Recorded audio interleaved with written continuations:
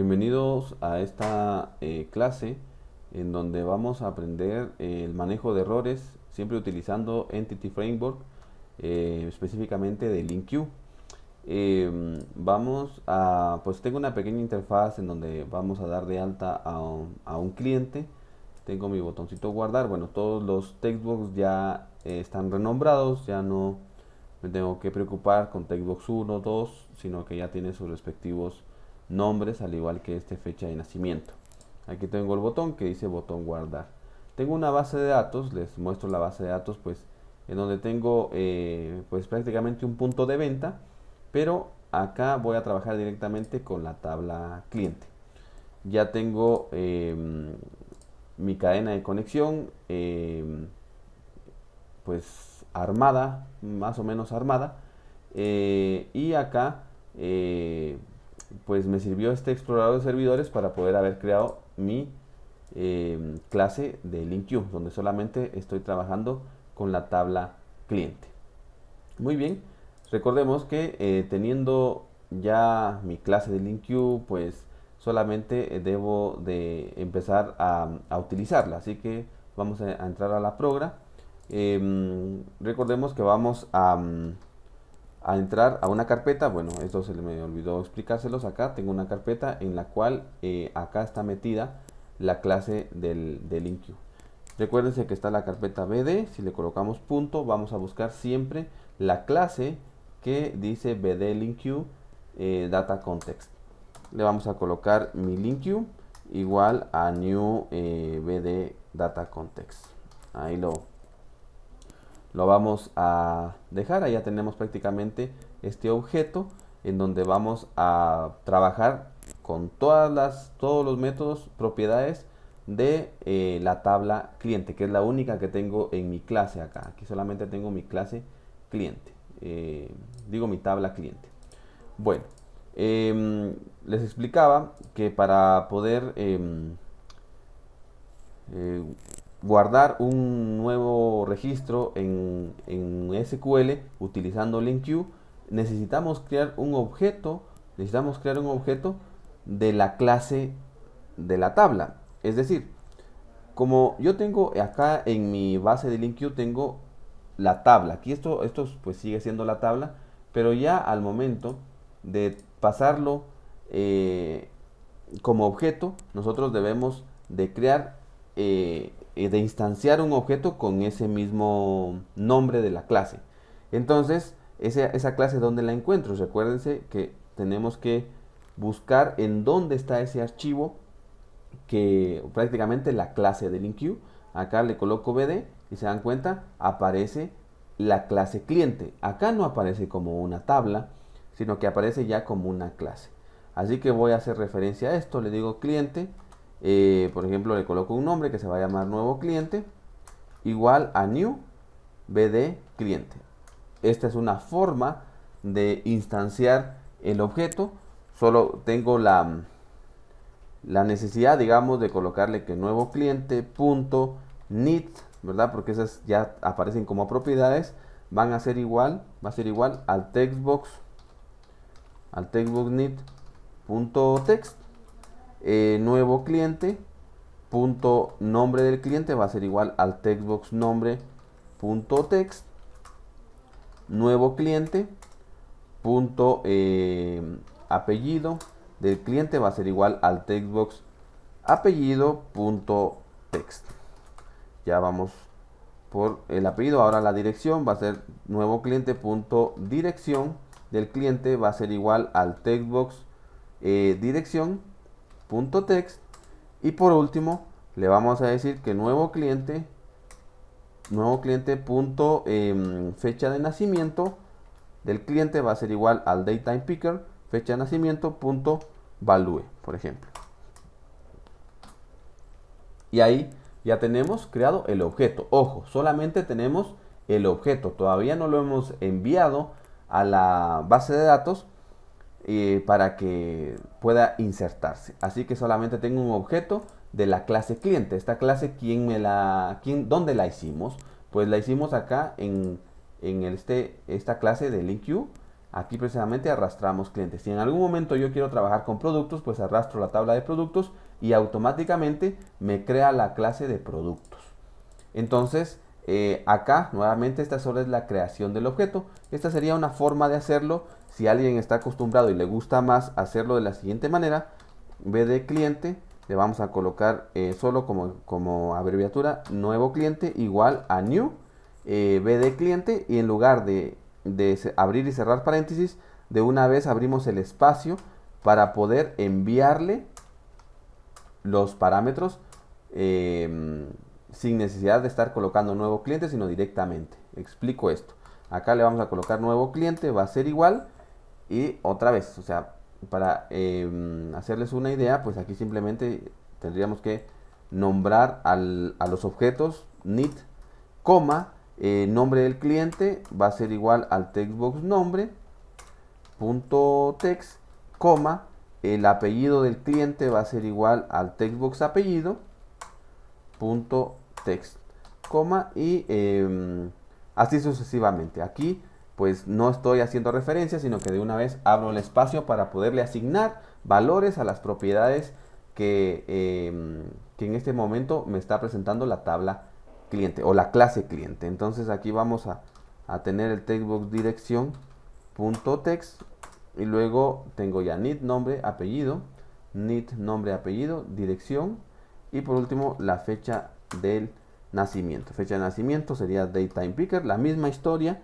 solo que estoy ahorrándome lo de escribirle nuevo cliente tal, nuevo cliente, sino que acá con las llaves abro el espacio para poderlo, bueno, esto ya no lleva punto y coma, abro el espacio para de una vez nombrar los atributos que prácticamente son los campos de las tablas, ¿verdad? Aquí estamos ya prácticamente trabajándolo como una clase.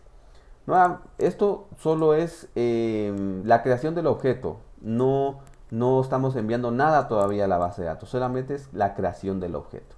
Vamos a trabajar con cualquiera de las dos formas. Bueno, se los explico ahí para que ustedes puedan trabajarlo como mejor les convenga.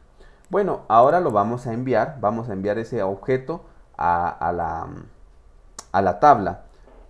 Para ello necesito trabajar directamente con esta variable que contiene prácticamente todas mis tablas, que en este caso pues solamente es una. Así que le digo mi linkQ punto, y me aparece que acá tengo una propiedad que se llama cliente, ¿sí? Cliente. Y voy a utilizar de esa propiedad un método que se llama insert on submit, que es prácticamente la función que va a agarrar va a tomar el objeto y lo va a enviar para poderlo insertar a la base de datos. Esa es la función, ¿sí? Bueno, entonces acá lo que vamos a enviarle dice que me pide un dato de tipo cliente. ¿Y será que ya tengo ese dato de tipo cliente? Claro que sí, por eso fue que creamos acá nuevo cliente. Aquí tenemos el nuevo cliente. Acá lo estoy enviando, pero aún no he guardado los cambios. Para guardar los cambios solo le digo mi linkQ.submit change. Y ahí estamos. Esto es para poder enviarlo a ejecutar y que insertemos un nuevo cliente. Hasta acá todo nítido. Estamos guardando los clientes. Si nosotros podemos aquí ejecutar esto, pues solamente tengo cuatro clientes. Vamos a hacer la prueba. Vamos a iniciar y vamos a guardar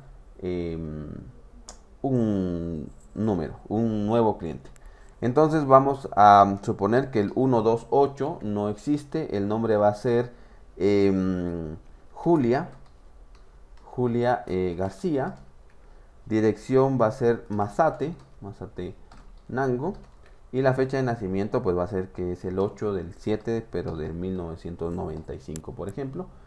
Y vamos a darle guardar. Bueno, me faltó acá a mandar un mensajito para poder ver si ya estaba insertado. Pero vamos a ver, ya me aparece que Julia García es de Mazatenango, ya está almacenado.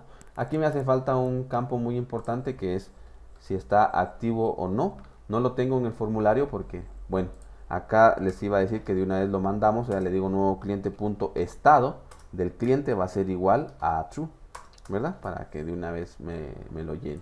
Cuando ocurra esto, pues le voy a mandar un mensaje, un mesh inbox, en donde le diga que cliente ingresado con éxito. Ingresado con éxito. Pues ahí, para los que no sepan cómo mandar o utilizar la sobrecarga del meshingbox.show, aquí pues tenemos el texto que se va a ver, bueno, un título que es la sobrecarga número, la que vamos a usar va a ser la sobrecarga número 6, en la que le vamos a colocar un título que le vamos a colocar aviso, ese sería el título. Le vamos a colocar un meshingbox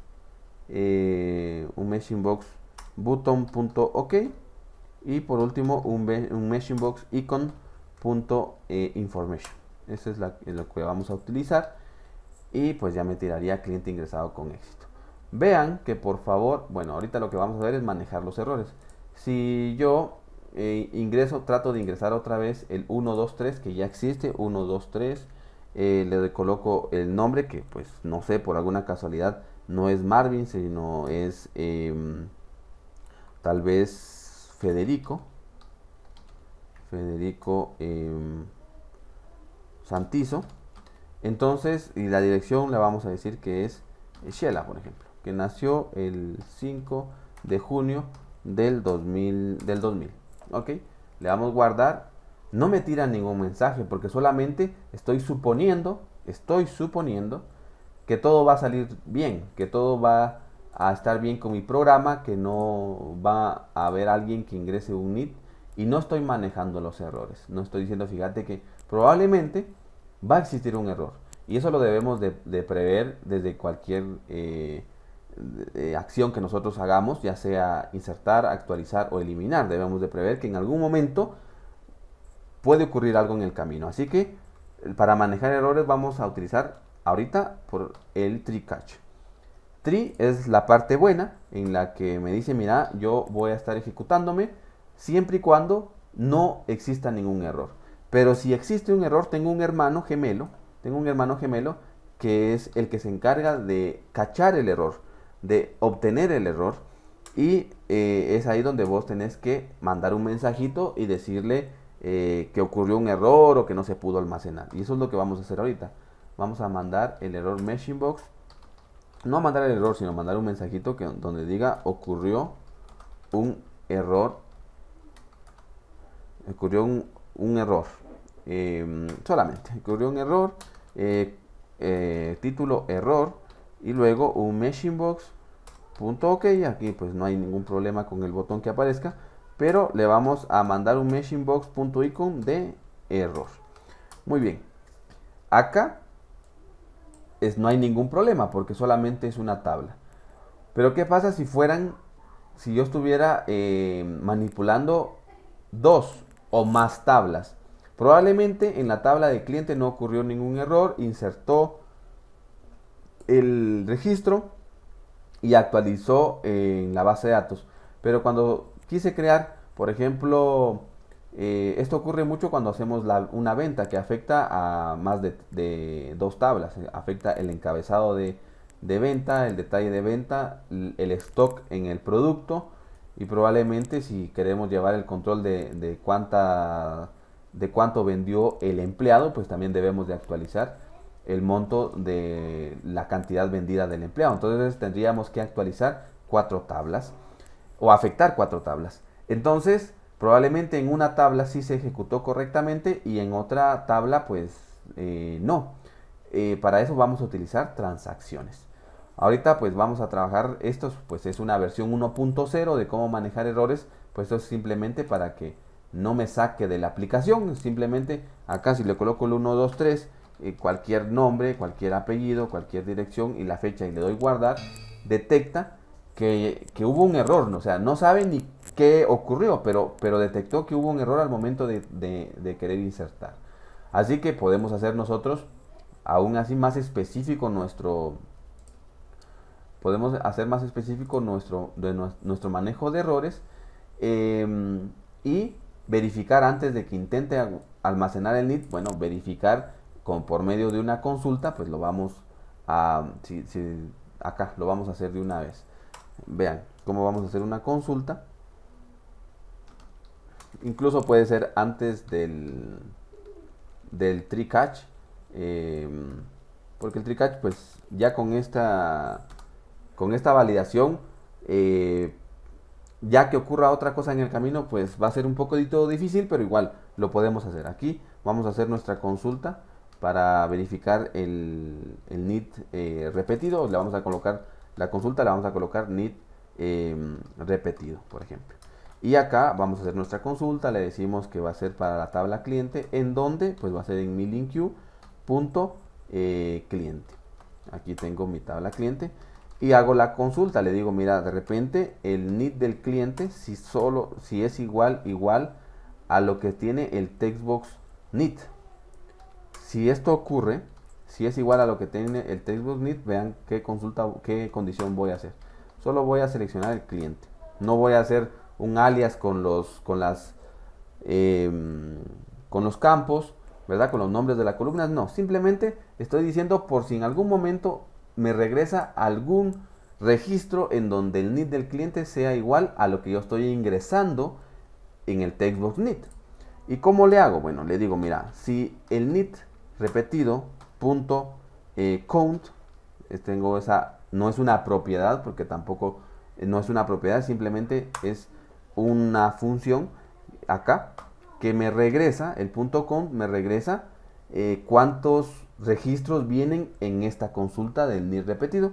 Si esto es igual a 0, esto significa que no encontró ninguna coincidencia con el need que acabo de ingresar. Así que si count es igual a 0, quiere decir que está todo libre, que el need no se ha ingresado.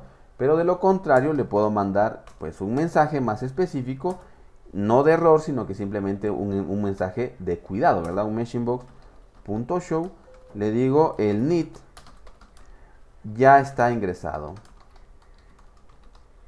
O sea, y acá le mando cuidado, por ejemplo, ¿verdad? Cuidado, el botón pues de plano, el machineBox button.ok, y también el machineBox icon.warning, por ejemplo. .warning. Ahí estamos.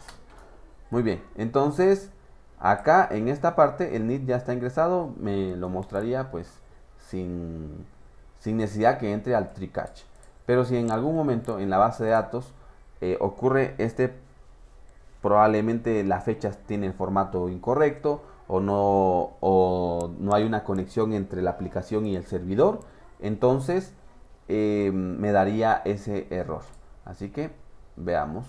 Acá el 1, 2, 3 no me diría un error así muy general, sino acá me dice el need ya está ingresado. Ya verificó que el 1, 2, 3 ya está ingresado. Pero ¿qué pasa si ingreso el 4 y le doy guardar? Pues me dice cliente ingresado con éxito. Y todavía pues con un manejo de errores que garantizo, que no se van a, que no me va a sacar de la aplicación. Muy bien, ese es el primer punto de este video. El segundo punto es el uso de transacciones. Ese es el uso de transacciones.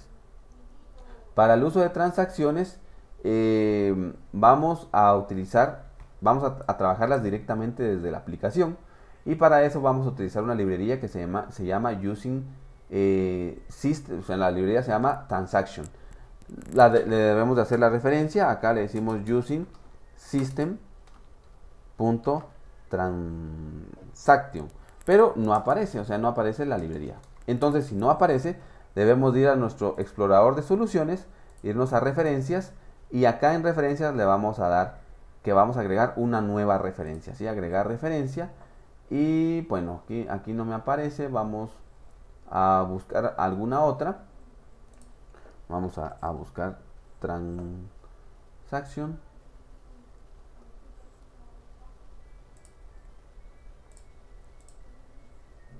Aquí vamos a buscar la transacción.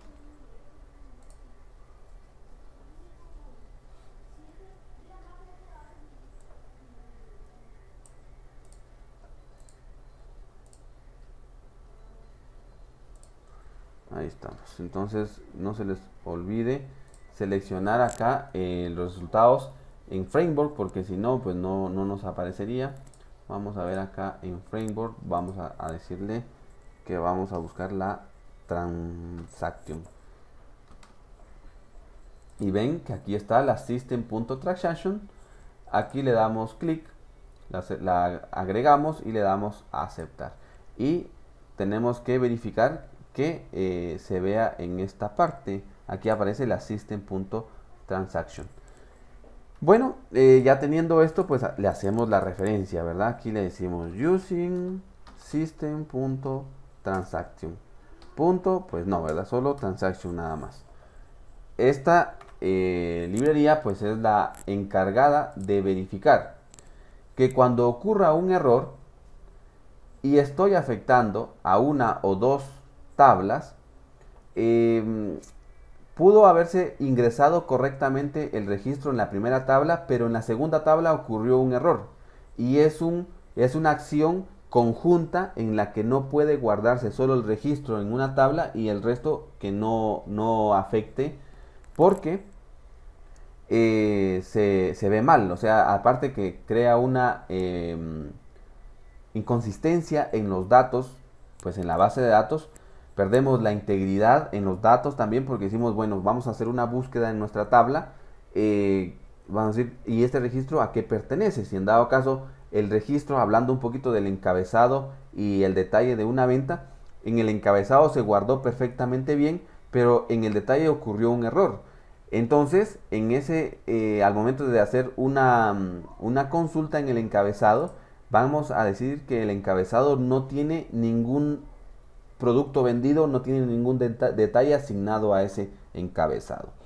Entonces ahí no hay consistencia en los datos, y es por eso que muchas veces tenemos datos basuras en nuestra base de datos, reportes que nos dicen que el encabezado, si solo consulto el encabezado, he vendido tanto, pero en realidad ya viéndolo minuciosamente y me voy al detalle, no encuentro un fundamento en donde yo digo que el total del encabezado es de 3,000 cuando no tengo ninguna venta de productos. Estamos teniendo en cuenta esto, jóvenes. Nosotros vamos a utilizar esas transacciones. Acá lo podemos hacer después de la condición. Aquí solamente estoy validando si el need se repitió, pero si en dado caso ya con un ejemplo más complicado, pues van a ver la importancia de estas transacciones. Cuando ocurra ese error, lo que hacen las transacciones es revertir todo. Lo que hacen las transacciones es revertir todo lo que se está queriendo hacer. Aunque se haya ingresado un dato en la primera tabla y ocurrió el error en la segunda tabla, lo que hace la transacción es revertir todo y volver todo a su estado inicial.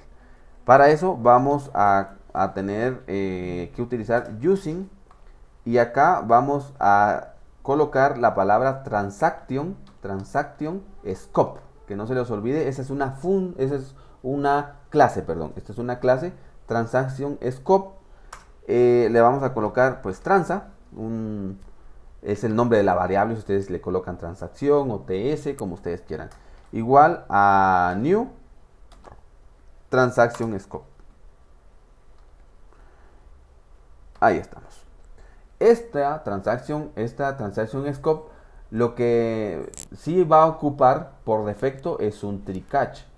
Van de la mano, por eso empezamos utilizando el try catch. Acá va a completar la transacción siempre y cuando, vean dónde estoy cerrando la llave del using transaction scope. Acá. Este contiene, dentro de él, está conteniendo el try catch. Si el try catch se ejecuta, o sea, si la parte positiva del tree, donde no hay ningún error, se ejecuta perfectamente, entonces, y me dice cliente ingresado con éxito, es porque le puedo dar la orden a la transacción diciendo lo siguiente. Como tengo una variable que se llama transa, le digo transa.complete. Y entonces le digo que suelte prácticamente esos datos que ella tiene temporalmente, que todavía no están ingresados en la base de datos, sino que los tiene en una parte temporal, y cuando yo le digo, sí, se completó, dale un transa.complete, lo que hace es insertar los campos en todas las tablas que se vieron afectadas. Pero ocurre un error en una tabla de las 4 que vamos a afectar.